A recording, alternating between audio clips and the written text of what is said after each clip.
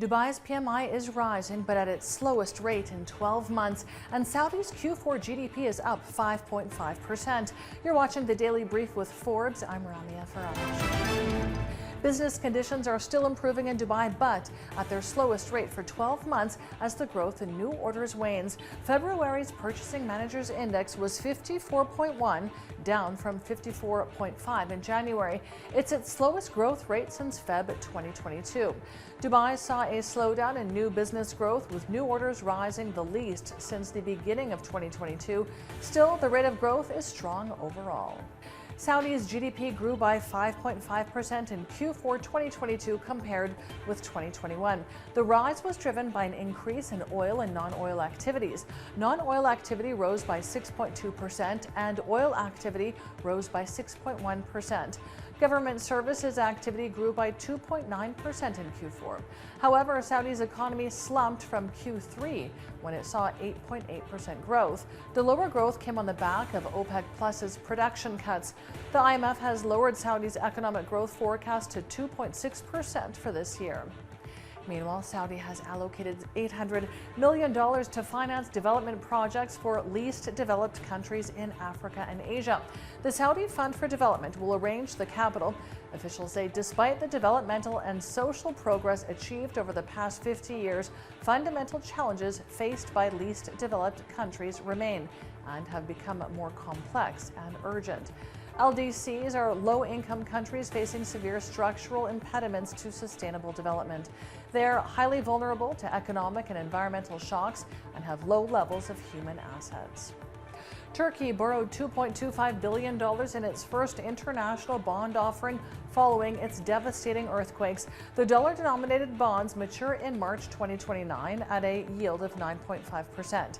The sale was more than 3 times oversubscribed. Around 200 investors bid for the bonds, with 35% sold to investors in the UK, 21% in the US, 19% in Turkey, 14% in Europe, and 10% in the Middle East. Billions of dollars in earthquake damage has added to economic strains and record inflation in the country. Private Indian refiners are competing with China for Russian ESPO crude loading in April. It's pushing prices higher after Moscow lowered exports of its flagship grade Urals. China is set to import record volumes of Russian crude in March. It typically buys all of the ESPO crude exported from Russia's Pacific port. However, for April, Indian refiners Reliance Industries and Nayara Energy have reportedly snapped up at least 5 of the 33 ESPO crude cargoes due to low prices. The U.S. worries that China will use its power in global supply chains as a weapon to advance its political and its military might. The annual threat assessment issued by the Director of National Intelligence said China is already using its supply chain dominance to force foreign companies and countries to transfer technologies and intellectual property to it. China hit back today, terming the report slander. The report singled out China's dominance in tech sectors, including semiconductors, critical minerals, batteries, solar panels, and pharmaceuticals. Let's take a look now at today's Forbes Real-Time Billionaires ranking. It tracks the daily ups and downs of the world's richest people. Our biggest loser today is Elon Musk, down $3.7 billion, but still with net wealth of $181.1 billion.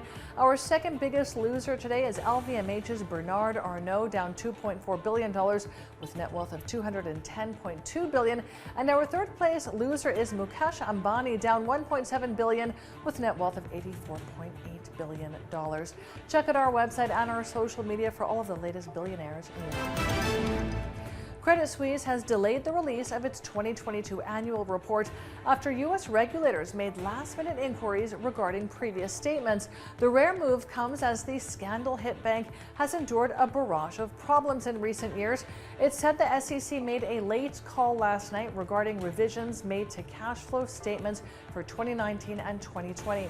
Switzerland's second biggest bank suffered a net loss of $7.9 billion last year, the biggest since 2008. I'm Ramia Farrage. This is the Daily Brief. Thanks for watching. See you tomorrow.